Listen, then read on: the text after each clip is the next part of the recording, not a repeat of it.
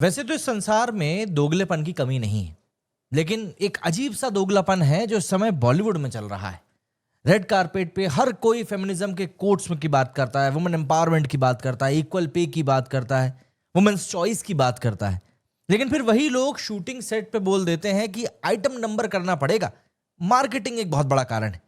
या फिर हम तुम्हारा जो रोल है ना वो आई कैंडी टाइप का रखेंगे जिसको कि देखकर दर्शकों को मजा आ जाए। उसके अलावा कुछ इम्पैक्टफुल तुम्हारे लिए हो नहीं पाएगा। अब आप मुझे दिल पे हाथ रख के बताइए कि क्या ये फेमिनिज्म है या फिर एक फैंसी पीआर। और आज हम इसी हिपोक्रेसी को कहीं ना कहीं थोड़ा हमारे शब्दों में पोल खोलने की कोशिश करेंगे, क्योंकि जरूरी है। देखिए, मैं किसी एक्टर को या एक्ट्रेस को यहां पर जज नहीं कर रहा हूं। मैं सिस्टम को यहां पर चैलेंज करने की कोशिश कर रहा हूं या बात करने की कोशिश कर रहा हूं, क्योंकि ये प्रॉब्लम इंडिविजुअल चॉइस तो हो नहीं सकती।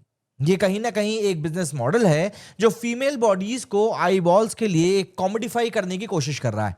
और जब सेम एक्ट्रेस एम्पावरमेंट की बात करती हैं, लोग अपलॉड करते हैं।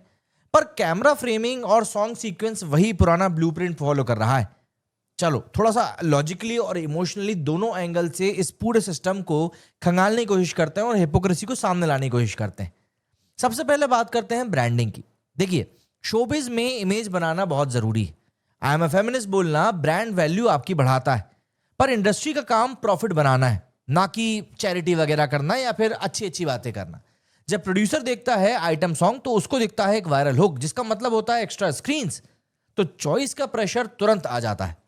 एक्टर जो चाहे वो कर सकता है, लेकिन जब मार्जिन और मार्केट का प्रेशर आता है तब चॉइस का मतलब होता है do you want long term security और मोरल हाई ग्राउंड। बहुत कम लोग सिक्योरिटी को छोड़ के सिर्फ प्रिंसिपल्स ही जाहिर कर पाते हैं।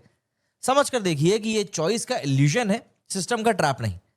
सबसे बड़ी बात, अगर मैं एक रीसेंट के एग्जांपल की बात करूं, अभी चिलगम करके एक गाना रिलीज हुआ है मलाइका अरोड़ा और योयो हनी सिंह का, जिसमें कि हनी सिंह ने गाना गाया है।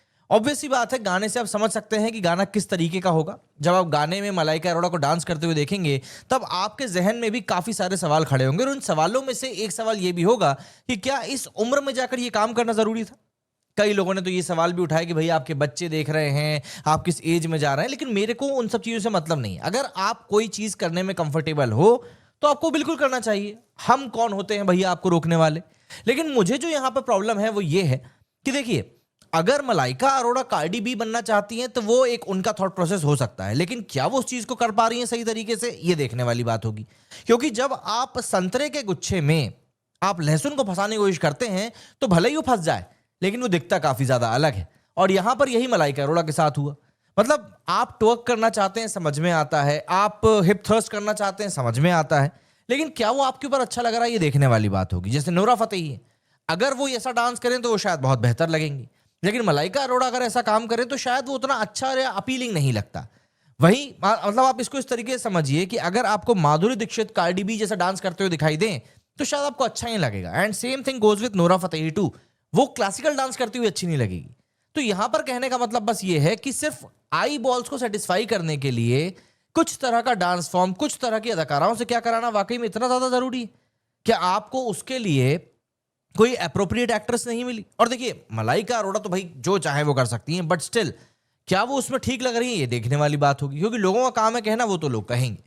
अब आप सोचकर देखिए कि बॉक्स ऑफिस खोलने के लिए आइटम सॉन्ग आज की तारीख में एक शॉर्टकट बन चुका है। मार्केटिंग टीम्स और डिस्ट्रीब्यूटर्स के लिए ये मेजरेबल आरओआई देता है। ट्रेलर, आइटम हुक, इसको शेयर काफी ज्यादा किया जाता है और उससे एक रीच भी बढ़ जाती है। मैडॉक जैसे हाउसेस ने पहले एक्सपेरिमेंटल सिनेमा दिखाया था, फिर जब कैश चल गया तो वो भी आइटम नंबर लॉजिक से इन्फ्लुएंस्ड हो गया। रिजल्ट, स्क्रिप्ट्स को दोबारा दोबारा लिखना पड़ रहा है, कट्स ऑन डिमांड किए जा रहे हैं, गानों को जबरदस्ती डाला जा रहा है, और हीरोइन का डांस ऐसा हो गया जैसे कि बस मतलब आप क्या बोल रहे हैं, छोटे कपड़े तो सिर्फ एक बात रह गए, बाकी सब चीजें ही उसमें कम है। एंड जो एक्ट्रेसेस इसको रिजेक्ट कर देती हैं उनको बड़े प्रोजेक्ट से दूर रखा जाता है। तो ऑब्वियस सी बात है, फेमिनिज्म की स्पीच कहां चली जाती है ये कोई ढूंढने नहीं जाता। स्क्रीन्स पे वुमेन की एजेंसी कैसे दिखेगी जब उसका कैरेक्टर ही डांस फ्लोर के डेकोरेशन के तौर पर यूज किया जा रहा है। मतलब मेरे को लिटरली बिलीव नहीं होता जब मैंने थमा में देखा कि एक के बाद एक 3 तरह के, अगर हम प्रैक्टिकली बात करें तो आइटम सॉन्ग्स थे। वहां पर 3 ऐसे गानों की जरूरत क्या थी, मुझे ये समझ में नहीं आ रहा है। हाँ, कहानी को तोड़ मरोड़ कर अगर आप देखेंगे तो एक जरूरत पैदा होती हुई जरूर दिखाई दी जाएगी। आप समझ कर देखिए कि करियर जो है वो महिलाओं के बहुत फाइनाइट होते हैं। मतलब अगर हम एक्ट्रेसेस की बात करें, एक हिट कमर्शियल फिल्म 3-4 साल की फाइनेंशियल सिक्योरिटी दे सकती है। अगर एक आइटम नंबर आपको 2-3 करोड़ का चेक ला के दे रहा है तो फिर इसको ब्लेम करने की क्या किसी को जरूरत है? शायद ही कोई एक्ट्रेस होगी जो इसको एक्सेप्ट ना करे। पर सिस्टम अनफेयर है क्योंकि वो ऑप्शंस ही ऐसे डिजाइन करता है, या फिर क्रिएटिवली आपको खत्म कर दिया जाता है जिससे कि आपकी खुद की रीच कम हो जाती है, या फिर ऐसा मसाला जिसमें कि रीच ज्यादा होती है लेकिन आपका रोल बिल्कुल ना के बराबर होता है। कितनी ही सारी हम लोग लास्ट कुछ समय मूवीज देख चुके हैं बड़े एक्टर्स की, जिसमें महिलाओं का किरदार सिर्फ नाम मात्र का होता है। एक्टर जो चॉइस करते हैं वो सर्वाइवल और ग्रोथ के साथ साथ फैमिली सिक्योरिटी के बारे में भी सोच रहे होते हैं, इसीलिए उन अदाकारों को ऐसा काम भी करना पड़ता है। प्रॉब्लम तब होती है जब सिस्टम इन चॉइसेस को नॉर्मलाइज कर देता है और ये बोलता है कि ये तो एम्पावरमेंट है जी, हम तो महिलाओं को काम दे रहे हैं, जबकि ये एक कमर्शियल ट्रांजैक्शन से ज्यादा और कुछ भी नहीं है। फिर वो एक्टर्स हैं जो कंटेंट ड्रिवन वर्क करते हैं। जैसे अगर मैं बात करूं तृप्ति ढिमरी की, तृप्ति ढिमरी ने काफी अच्छा सिनेमा किया, लेकिन उनको जो पहचान मिली वो कहां से मिली? एनिमल में उनके सीन से।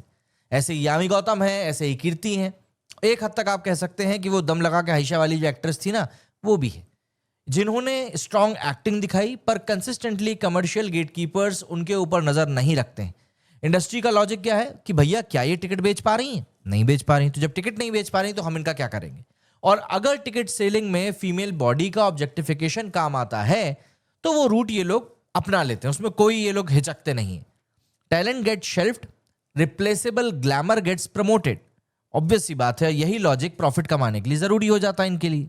ये लॉस सिर्फ एक्टर्स का या एक्ट्रेसेस का नहीं है बल्कि ऑडियंस का भी है, क्योंकि हम बेटर मूवीज और रिचर कैरेक्टर कहीं ना कहीं एक्सपेक्ट करते हैं, लेकिन जब कला जैसी मूवी आती है तृप्ति ढिमरी की, तब उसको कोई देखता नहीं है। एंड फिर उसके बाद उस अदाकारा को इंडस्ट्री में रिलेवेंट रहने के लिए कुछ और तरह के रोल्स करने ही पड़ते हैं।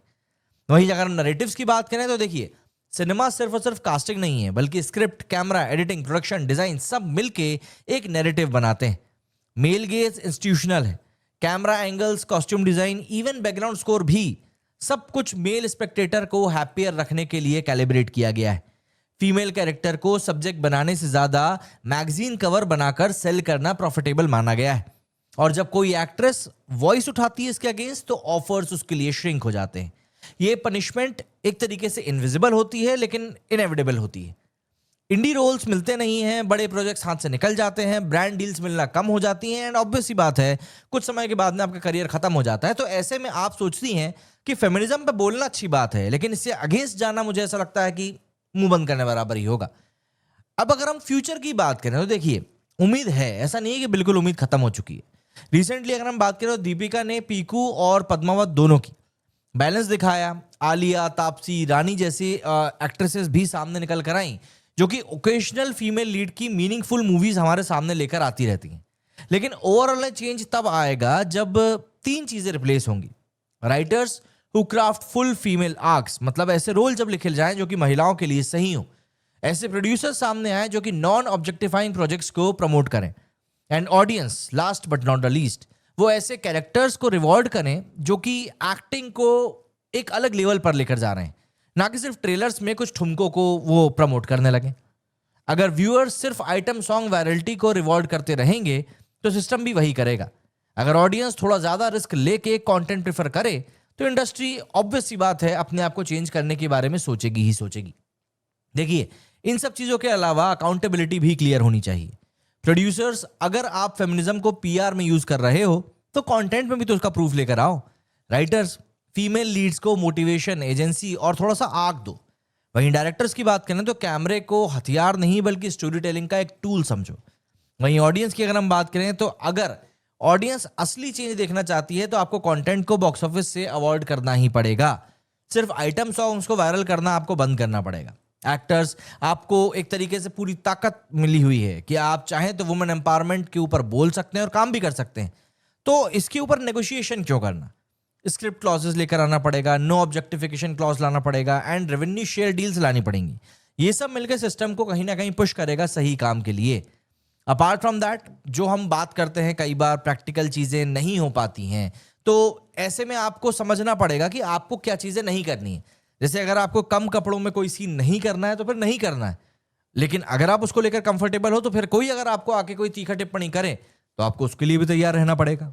क्योंकि आप दोनों नाव में तो एक साथ सवारी नहीं कर सकते। देखिए, मैं यहाँ पर किसी की मोरल पुलिसिंग नहीं कर रहा हूँ, ना ही मैं यहाँ पर किसी को कुछ सिखाने के लिए बैठा हुआ हूँ। अगर मलाइका या उन जैसी कोई और अदाकारा अपनी बॉडी को सेलिब्रेट करना चाहती हैं तो बहुत अच्छी बात है, उनको बिल्कुल करना चाहिए। लेकिन जब इंडस्ट्री उस सेलिब्रेशन को सिर्फ मार्केटिंग की करेंसी बनाकर एक्सप्लॉइट करे, तब तो बोलना पड़ेगा ना। फेमिनिज्म सिर्फ सॉफ्ट स्पीच नहीं है या दो लोगों के बीच में टेबल पर करी हुई कोई बात नहीं है। वो एक रियल जॉब है जो कि करना पड़ेगा। एंड जब तक ऑन स्क्रीन उस चीजों को हम लोग अप्लाई सही तरीके से नहीं करेंगे, तब तक मुझे नहीं लगता कि आप समाज में सुधार की अपेक्षा कर सकते हैं। फेमिनिज्म का स्लोगन रेड कारपेट से ज्यादा स्क्रीन पे मीनिंगफुल बनेगा अगर आप उसको लेकर सही काम करें। तो शॉर्ट में बात यह है कि बॉलीवुड को सिर्फ फेमिनिज्म का कैप्शन चाहिए या फिर कंटेंट का कमिटमेंट। अगर हम ऑडियंस के रूप में सिर्फ वायरल हुक्स और आइटम ट्रैक्स रिवॉर्ड करते रहेंगे तो सिस्टम वही देगा। अगर हम थोड़ा टफ होके फिल्म्स डिमांड करेंगे, अच्छी फिल्म्स डिमांड करेंगे जो कि विमेन को सब्जेक्ट बनाएं, तो ऑब्वियस सी बात है कल से फिल्म्स का नेचर भी बदल जाएगा। एंड हाँ, एक्टर्स को आप ब्लेम नहीं कर सकते, उनको बेटर ऑप्शंस देना ही एक अकेला मुझे लगता है चारा बचा हुआ है।